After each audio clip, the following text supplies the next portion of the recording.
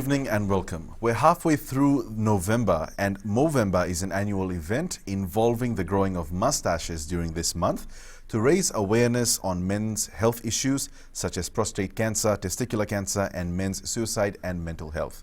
This evening, we've got Medical Services Pacifica and two guests discussing some of these issues. Our first guest is Dr. Losana Mburua, who is a post-rape medical officer at the Medical Services Pacific. Thank you for joining us. As well as Sister Losalini Denzi. She's an outreach nurse and clinic manager. Good evening and welcome, ma'am. Good evening, sir. Thank you for joining us. Let's talk about Movember first. And just reading some statistics or some realities about prostate cancer in Fiji. It's become the most common cancers in men, one of the most common cancers in men. 1 in 7 men around the world are likely to have this. And poor knowledge on the prevalence and detection of prostate cancer is killing a number of Fijian men every year as well. One of the major issues, or three of the major issues, number one is limited knowledge on what prostate cancer is.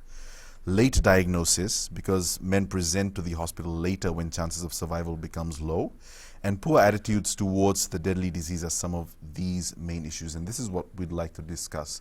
So just from the perspective of MSP, talk to us about some of the patients that you have coming in without revealing too much, and when men usually present to the hospital for prostate cancer, is it usually at a later stage?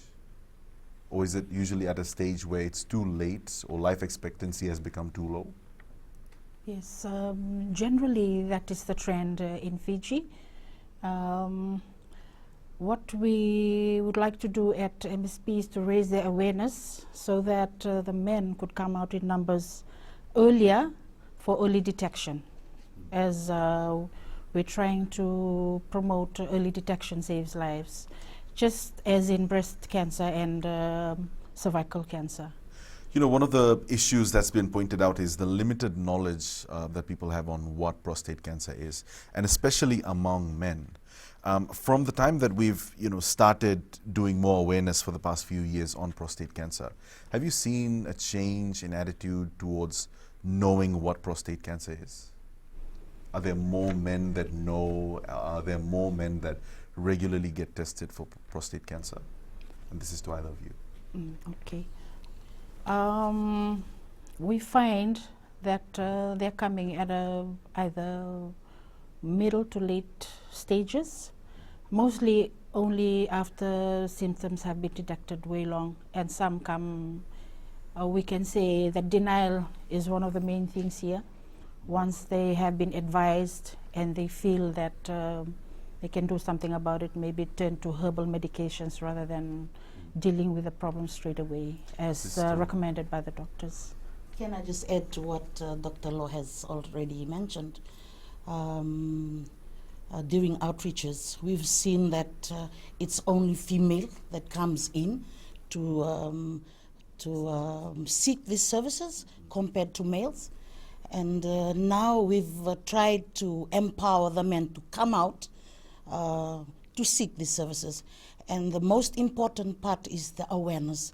When you deliver the awareness, it should be clear and easy for the community to understand, accept, and invite them, allow them to come and seek these services. So, Sister Danzi, you said that awareness is important, but in the past couple of years, with all of the outreach programs and also the clinics that you've had, what do you think the percentage of people, or men should I say, would you say are aware of what prostate cancer is and why they need to get tested for it? Yes, just reflect back to what Dr. Lo has mentioned.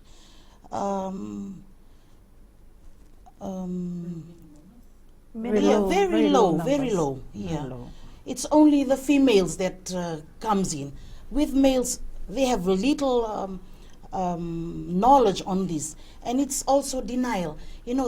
They feel like they are ashamed of coming in to seek, because maybe we are females there, and that is a barrier to seek these services. So, firstly, let's talk about the test that happens. How does a test happen? Because I feel that there's a perception that the test might be, personally embarrassing to you. So just explain to me the process. Yes, it could be intimidating for some men. I mean, physically, there is the main test is actually a digital exam, and that one is a physical exam. So most of them are shy about that. And we try to refer them to a male doctor as well, so that they are not uncomfortable for the examination. But in situations where we feel where they have come at a late stage and we need to actually check them there and then, we have to just advise them and seek their consent to do so. But there is also a blood test which can be conducted for the screening, and we recommend this for men from ages 45 upward, as this disease tends to begin at an older age for men. But we do not discourage the younger ones from coming forward for the blood screening as well, if they have some genetic predisposition. For By example, that you if mean they've if it had some runs in family, your- yes, if it runs in the family, if they had some family members who've had the same cancer, or some cancer in general, to come forward and have the test done. Don't wait till you are in your late 40s or 50s to come forward. So, two things that you've alluded to, of course. Number one is that it tends to happen more among men that are older. So would you say that 45 above puts you at a greater risk of Greater developing? risk from 45, you should start getting yourself tested, and just go for an annual exam. If you don't know at which age you can develop this. So suppose I would like to get a test done, and I walk into one of MSP's clinics. Can I express a preference for a male nurse or a male doctor? Yes. But we don't have a male doctor at the moment, which we would really like to have, for gender purpose. But depending on your symptoms and the severity, if we feel that you need to be examined by a male doctor, we have a MOU with the Ministry of Health, Memorandum of Understanding, whereby we can also refer to the male doctors at the hospital, so you feel comfortable with that. We'll carry on the discussion when we come back from a very short break. Stay with us.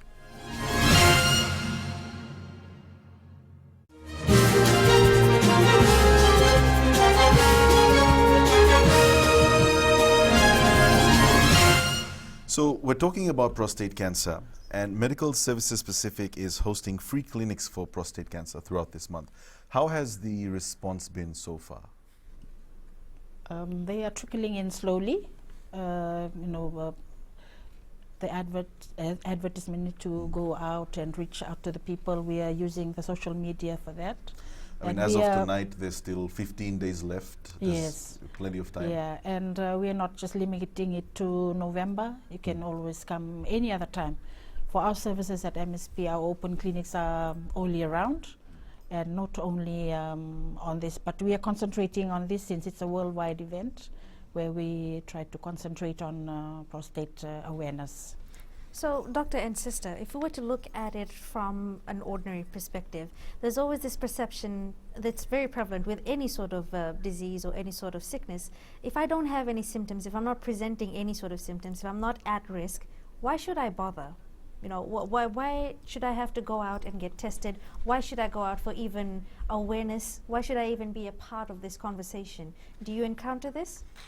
Yes, we do. And we encourage, if you do not have any of the symptoms, maybe you will recognize the symptoms in your family members, in your extended family, or in some of your friends or colleagues. We find that that happens, like their colleague at work brings their friends along. For some of them it's difficult to come forward, so they have the support of their friends and their family, who actually force them to come to the clinic to get a checkup. And also, can I just add on to what Dr. Loh has already mentioned? It's the right of the client to seek medical attention. We don't force anyone, but we take ownership of our lives. we need to advocate and share the importance, the information that they need to know, and they will decide whether they want to come in or not. Just to digress a little bit, we notice that this is quite prevalent with men and women around the world. Women are faster to share their experiences, especially if it's got to do with health screenings or testing. They'll say, this is what my experiences were like. It was pretty good. And, you know, even though I don't have it, it's good, then you should go. Do you think that men in Fiji have this barrier where even if someone has gone for testing, they don't share their experience and encourage others? Yes, that's one big factor. We would like to encourage them, you know, to share the experience so their other male counterparts can come forward, share the experience and go for the screening. We've encountered that with the breast cancer. We have a small percentage in Fiji, 2% in our population who have male breast disease and who have had treatment for cancer. There are some male survivors, and we have tried to encourage them to come during the breast Pinktober time to come forward. We have a small group, we have a small number. There is a support group for them. We feel like if they belong, if they know that there are other men out there who have experienced what they have gone through and would like to share, we would like to encourage that, for them to come forward to the Cancer Society, Fiji Cancer Society. They have group meetings there, survivor group meetings to encourage and support each other. While we're on the subject of speaking out, sharing experiences, we spoke a little bit about outreach in the earlier segment. Talk to us about the sort of outreach that MSP does, what it entails, and who you work with. Okay, with Medical Services Pacific, we go out into the community, like Law has already mentioned, our memorandum of agreement with the the MOH. And we go out providing sexual reproductive health. And we also talk about cervical screening for not only females, for male as well. We conduct family planning services. We provide family planning services. And also looking for the disabilities in the community, because they are left out. You know, when we come into the community, they are not there, they are left at home. So that's all that we cover.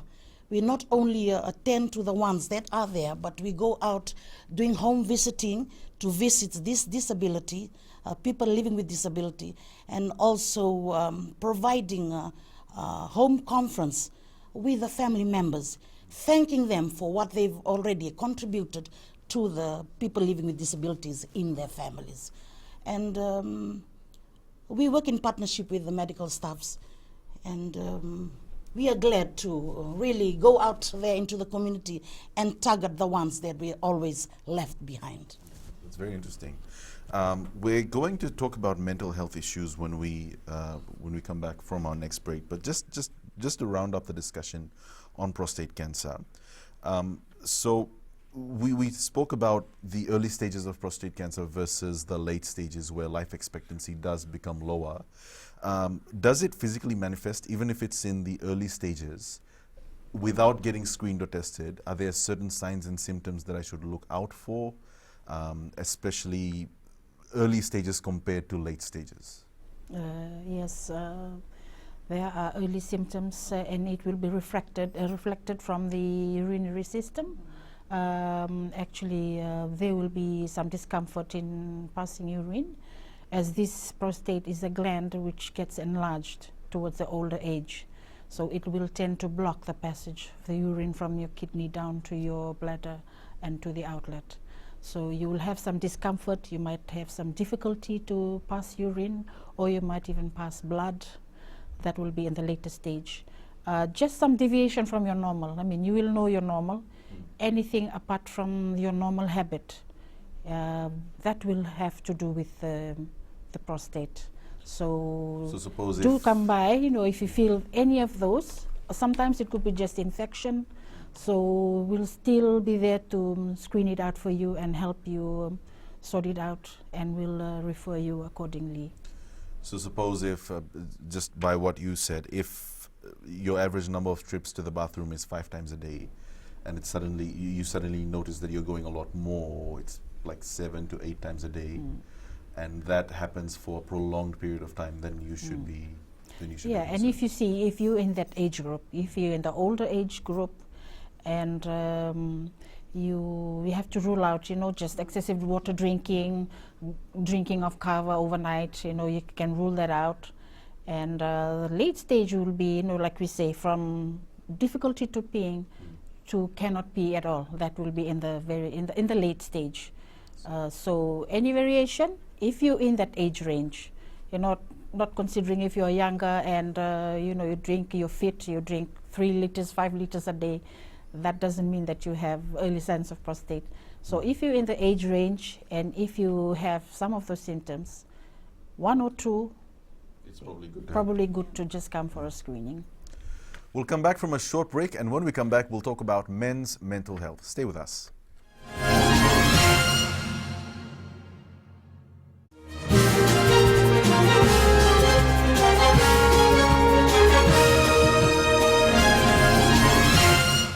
Welcome back.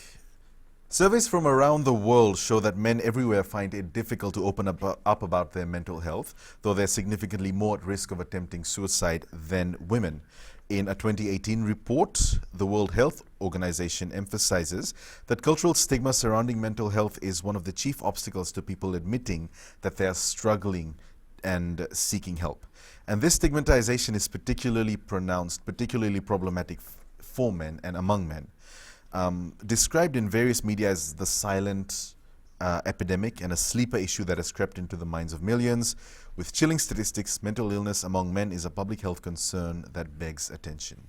Do you agree with that assessment? And how serious of an issue is mental health for men in Fiji? We can say it is a serious issue. Firstly, most are unreported, we can say. They're finding it difficult to come forward. So our counseling division will have more statistics on that, but we feel on an average daily basis coming, we find only the women and the children are coming forward, and the men being laid back or do not man up enough to come forward for the counseling services. So we try to promote that at MSP, and we have a helpline, and we have a division at MSP solely looking after mental illness, mental issues. And we've started that with, we have a memorandum of agreement with the Fiji Police Force. Since post-COVID, there have been issues about mental stress, mental issues, some repercussions of the COVID lockdown. So we've come on board with Fiji Police to provide that counseling support, psychosocial support for the officers and for their family. But we would like to help everyone in general, especially men, to come forward as well for these counseling services. So if I can ask both of you to, I guess for a moment, step out of the clinic and speak from your personal experiences, from the men that are in your lives, from the men that you know. What do you think is the reason behind men not wanting to come forward and seek help and talk about their mental health openly? I think it's tradition, because they are head of the family, and they think they are okay, and they don't think they need counseling compared to us, because women and children, we are the vulnerable. I believe that is one of the main reasons why they don't come in to seek counseling. I think they don't admit that they need counseling compared to us. Women, we are. But sister, we're also seeing an increase in the number of men, and also young men rather, leading the fight for people to just open up that, should we say, it's okay to not be okay. With post-COVID, we've seen a lot of young men leading the fight, and saying you can talk about things that are bringing you down. People have lost their jobs. They've had, family gatherings where they've lost either people or they've missed out on family functions. They've had personal issues, financial issues. Of course, I know you're not at liberty to discuss certain cases, but you may have encountered instances where men who have never been able to talk about their personal experiences or their struggles would have tried to reach out, but they have that little barrier within them that prevents them from opening up completely. Have you come across this lately? I think we will have that with our counseling services. We are getting calls from Fiji Police, even from the public in general. Our helplines are getting those calls, and they are getting the service. If they are not coming in person, they are getting the help and the support through the lines. And we have found that the child helpline and even the lines for the counseling division for the MSP in general are getting calls for support and counseling. Like Sister has said, we have the tradition, and men have a different way of coping, we can say, the coping mechanisms, and they have a different way of dealing with their stress. They try to take it in, they try to man up, and when all else fails, then they try to come forward. But we, the women, should be there for our men. Try to notice the symptoms and the signs that they need the help. So even if they are not coming out, they are maybe displaying some symptoms, some signs, which are calling out for help. So if I may, this Movember where a man either grows out a beard or a mustache is the solidarity of sorts between men to not just talk about serious stuff. It's a segue from, how long have you been growing your beard out, and then you start, moving on to other things. Now, Ziad, you are a young man. You've got many friends who do not have beards all the time. Have you tried to initiate this sort of conversation, like, oh, bro, why don't you grow out a beard or something for Movember, and then try and move on to the other important things? Well, I think that some of these issues tend to become convoluted with the social media movements that we have. A lot of people who do observe Movember or grow out a mustache don't know what prostate cancer is. I mean, so the movement doesn't necessarily translate to activism all the time. But for a lot of people that I do know, they do take Movember seriously. They grow out a mustache and they share on their social media, pages, messages about prostate cancer. And I guess that's what the real focus should be on men's health. So when we come back from our next break, let's move the discussion towards World AIDS Day, which is going to be celebrated on the 1st of December on Tuesday.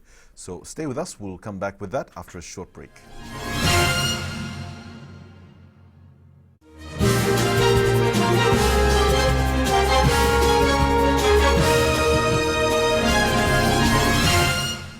Welcome back to the show. World AIDS Day is going to be observed on Tuesday, the 1st of December, and the theme for this year is Ending the HIV/AIDS Epidemic, Resilience and Impact.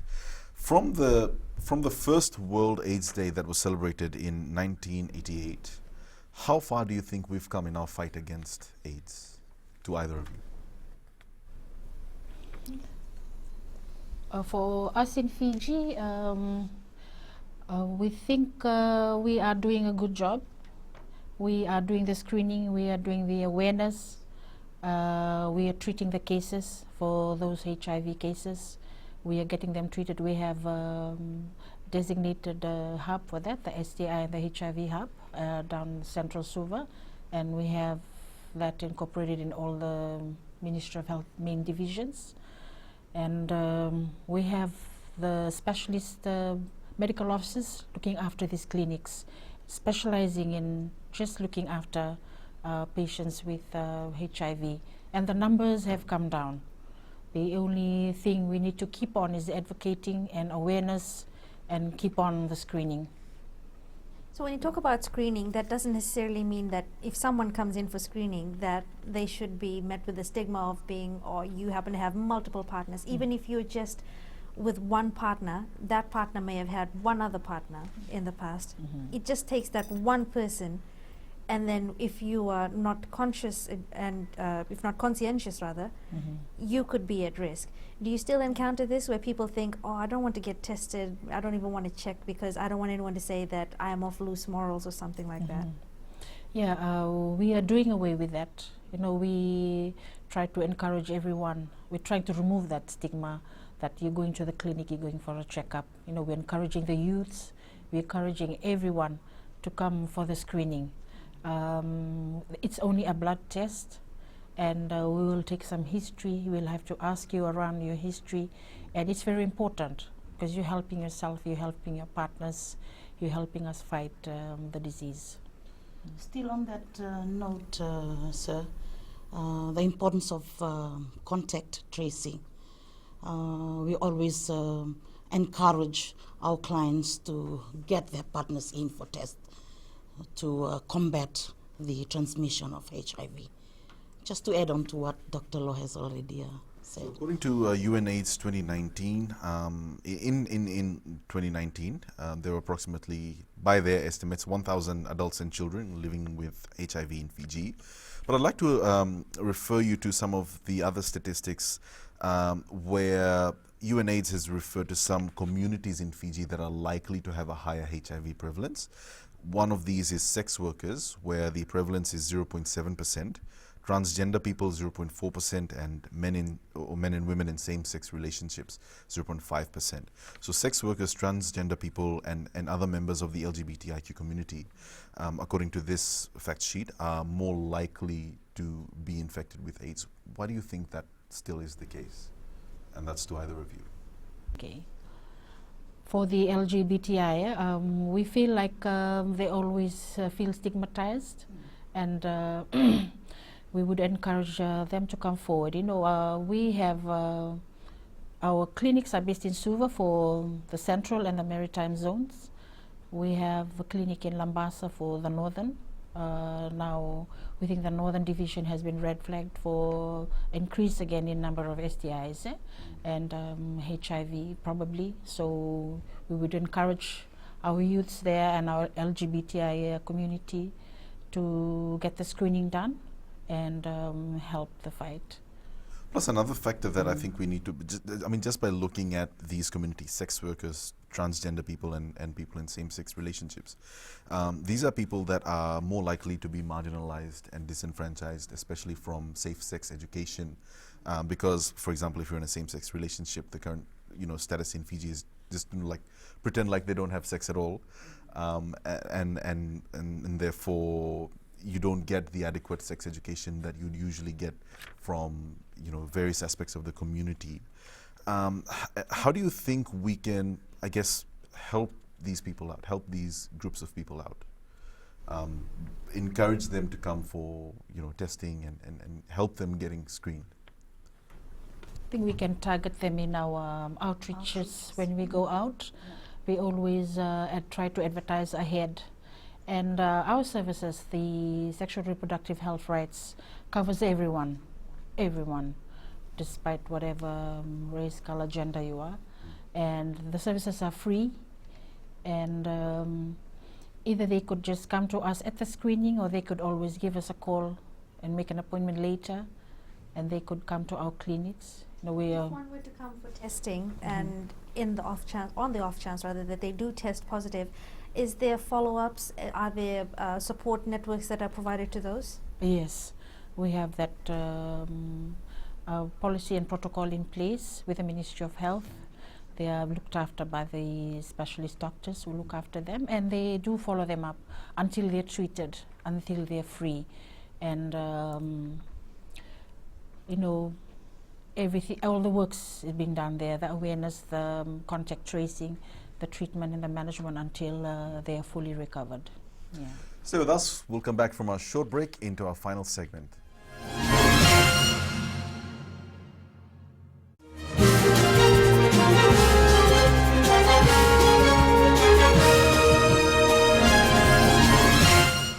welcome back. We were discussing World AIDS Day when we left off in our last segment, and we're still left to discuss Cervical Month that's going to be observed in January. But for the month of December, MSP is also celebrating in its own way by doing HIV, STI testing in December. Could you talk to us about that? Yes, from December the 1st to the 4th, that first week of December, we'll be putting aside for the open clinic at our 3 divisions. For awareness and screening, which includes a blood test and counseling and all the support services around it. But that's the free clinics. However, if anyone was to reach out to you over your social media platforms or by email or any other way, they can still do so. During the month of December. Moving on to January, it's very interesting that you had noted earlier on that there's an entire month that has been dedicated to cervical cancer awareness and what is happening with that. Could you talk to us about that? Yes, since we are a reproductive health based organization, so we will be conducting the awareness screenings, awareness services and screenings. We would like to take it out to the communities. So we would encourage you to contact us if you want us to come to your settlement, to your village, to your island. Right throughout the whole month. Yes, we will designate that to do the screening, reaching out to the vulnerable and the ones who cannot come out to the clinics. If we could just talk about the seriousness of cervical cancer, because I believe, as you said, cervical cancer has overtaken breast cancer as the leading cause of death among Fiji. women in Fiji. Can I answer that, Dr. Loh? Okay. Right now, we've seen that one of the leading causes of death for women is cancer of the cervix. And I believe the signs, to show out all the signs, it takes about 10 to 15 years for the real sign of cancer to be experienced by a woman. And the signs will be, irregular bleeding and low abdominal pain with PV discharge, foul-smelling odors, and those are the late signs. And with us women, we tend to wait until we see these signs. But the reason why we want to get this done so that they are aware and come forth and get the screening done before it's too late. And with women, it's like we don't think of our health. Our family members comes first. And this is something that we need to throw out to everyone to understand that we need to come forth and have the screening done, because we have families to look after, we have children. Just because of our negligence, sometimes we have the signs and we ignore. You cannot just go directly to the bigger signs or the, bleeding. There will be some little signs coming, symptoms coming to tell you, oh, there's something wrong with me. So that's why we wanted to conduct this screening for 1 month to allow us to access these services, and also reassure the women that we need these services. And confidentiality is very important, because this is something that is it's a big no-no to us women to get yourself screened, because you'll be there with the nurses and the doctors, and you're going to give in yourself, and this is something that we don't feel good about it. But it's the assurance, and reassure the mothers that this will be done, and then you need to know your status. If you're okay, then that's fine.